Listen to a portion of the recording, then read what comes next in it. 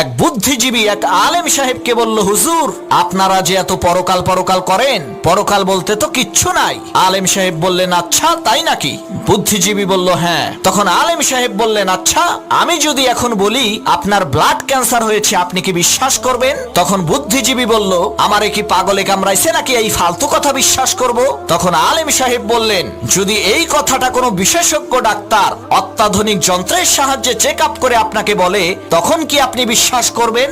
বুদ্ধিজীবী বলল, অবশ্যই বিশ্বাস করব। তখন আলেম সাহেব বললেন, আপনি ডাক্তারের কথা বিশ্বাস করবেন কারণ সে শরীরের বিশেষজ্ঞ, মানুষের দেহ সম্পর্কে সে ভালো জানে। তাহলে আলেমদের কথা বিশ্বাস করেন না কেন? তারাও তো আসমানি কিতাবের বিশেষজ্ঞ।